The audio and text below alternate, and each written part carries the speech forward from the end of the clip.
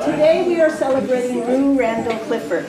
She was an important person in this city who had a big impact on the city, on the young people, and on the city as a whole. Maybe you'll learn something new about her today. Probably not. You could probably tell the story, but if you don't know about her, you're going to meet an amazing woman today. I want to encourage you to join both the South San Francisco Historical Society, who worked with us on this and provided some of the artifacts in the exhibit, and also to encourage you to join the Friends of the Library. Those things are up here. Today what we're going to do is you're going to see a slideshow that's about 16 minutes about her life. And what I wanted to do with the slideshow was put her in a context of her family. So I researched her family. We're also going to celebrate what would be her 131st birthday. So that's a lot of candles to blow out, so we didn't do candles.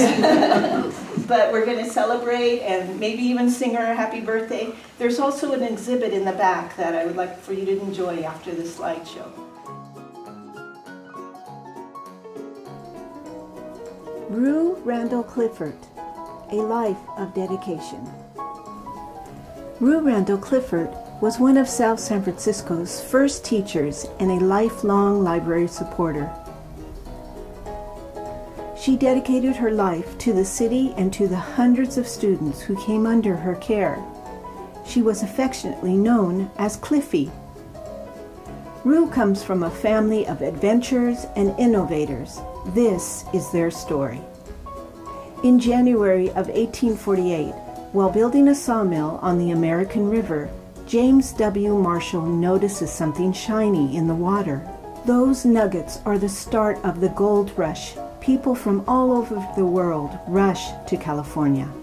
However, the majority of these newcomers soon find that their get-rich-quick dream is too elusive. Among these frustrated miners are Rue's grandparents. Paternal grandparents, Hiram Penny Clifford and Martha Jane Irish. Hiram was born in Maine in 1821.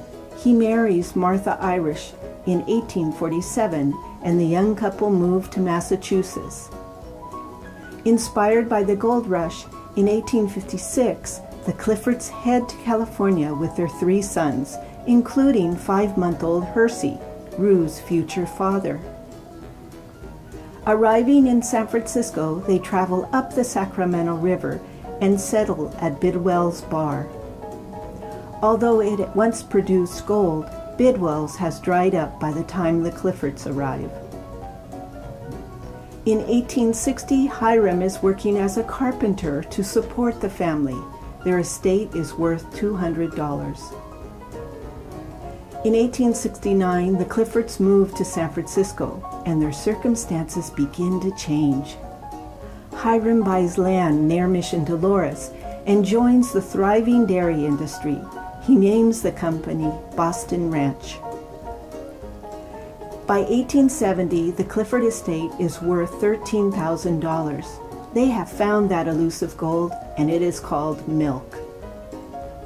But tragedy strikes when Hiram dies while on a trip to Maine in 1883. Hersey and his brothers take over the business. Maternal grandparents, William Edgar Randal and Sarah Seaver. In Vermont, William and Sarah marry in November 1849 and go west as newlyweds. They sail from Boston around Cape Horn, arriving in San Francisco on May 2, 1850. The trip takes 5 months. The couple try their hand at various businesses before traveling to the gold fields. Their second child is born at Murphy's Camp in 1852. In 1853, they meet John Nelson, a Swedish immigrant who had come in search of gold, but is now raising hogs in the Santa Clara Valley. In 1855, the Randals and Nelson travel to Oregon's Willamette Valley, where they purchase cattle. They drive the herd 600 miles to Olema Village.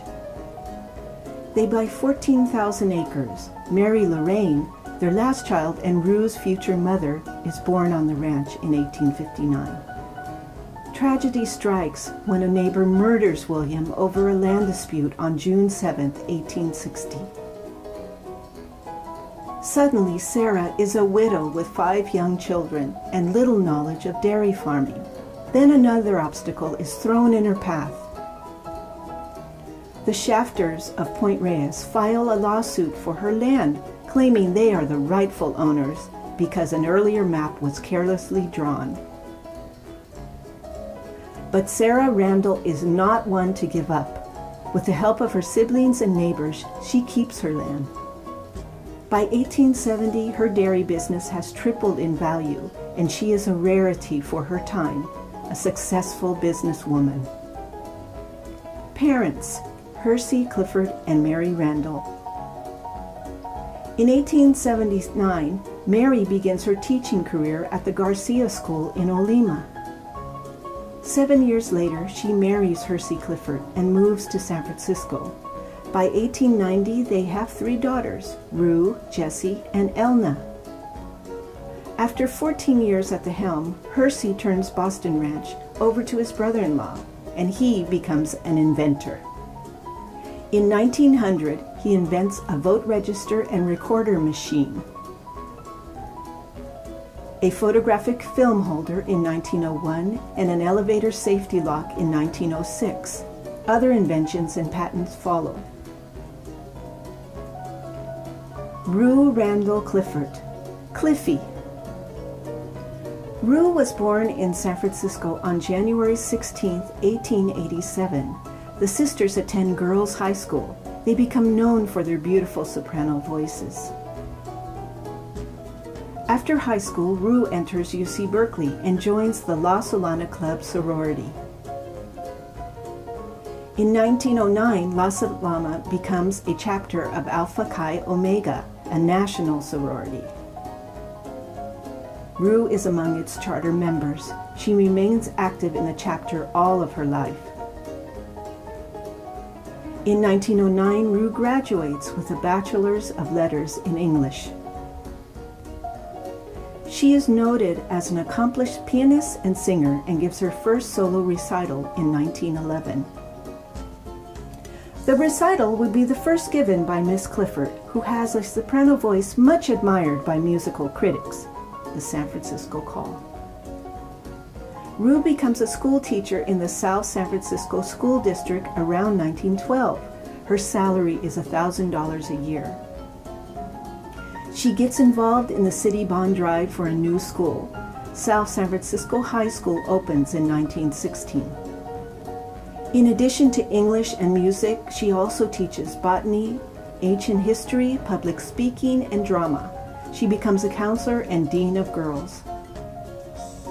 Like her parents and grandparents, Rue is an innovator, and her teaching career is filled with many firsts.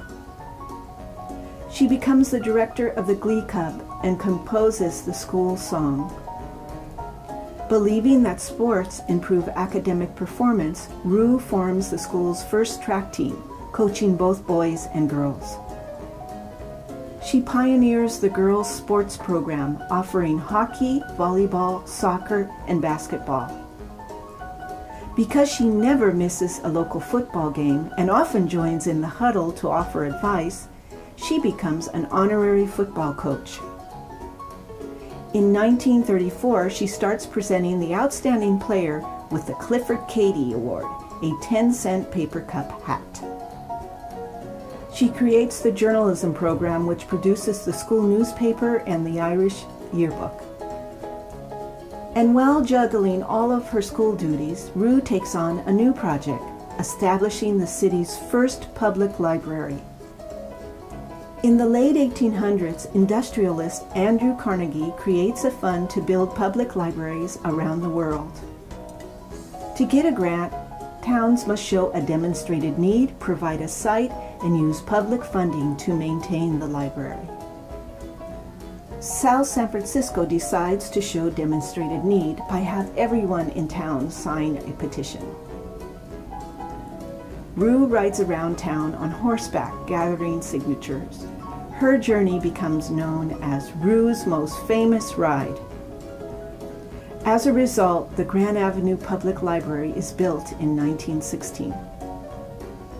When local men go off to World War II, Rue opens her home to visiting servicemen and co-chairs the city's hospitality house.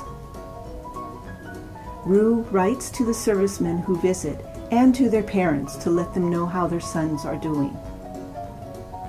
She receives hundreds of letters from them.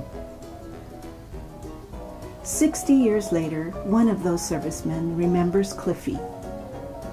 I first met Cliffie while stationed at the San Fran racetrack in San Bruno while I was in the Navy during World War II. We would take liberty in South San Francisco and visit the hospitality house.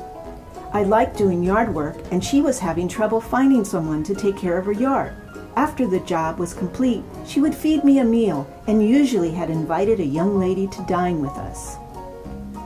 Our friendship lasted until her death in 1964. My two sons, Clifford Johnson and Philip Randal Johnson, were both named after her. Rue was a prolific letter writer. She even wrote to several U.S. presidents, including Herbert Hoover, Dwight D. Eisenhower, and John F. Kennedy. She begins a correspondence with Earl Warren in 1942, when he is elected governor of California. 10 years later, he is appointed to the U.S. Supreme Court. Then, after 43 years in the classroom, Rue retires in 1955. 600 people attend a reception in her honor. South San Francisco High School names their athletic grounds Clifford Field. But retirement doesn't slow her down. She continues her work in the South San Francisco Women's Club and becomes active in the San Mateo County Historical Association. She serves as secretary of the city's library board for 37 years and helps plan a new main library, which opens in 1967. On October 26, 1964, Rue passes away at the age of 77. The gifted and dedicated teacher is laid to rest in the Randal family plot at Cypress Lawn in Colma. But this is not the end. There is one more story to tell. Seventh great-grandparents, Griffin and Alice Craft. In 1630, Griffin and Alice Craft joined John Winthrop's party of colonists who are sailing to America. They leave England's Isle of Wight on April 8th, sailing on the flagship Arbella. Alice gives birth to a son during the crossing. They arrive 2 months later and settle in Roxbury, Massachusetts. Their son Samuel, born in 1637, is Rue's sixth great-grandfather. Rue's American family goes back a long, long, long time. Just like her family before her, Rue was an adventurer, an innovator, and a successful woman. Her work in and beyond the classroom continues to benefit all of us today. How lucky we are that she made South San Francisco her home. Thank you, Cliffie, for caring.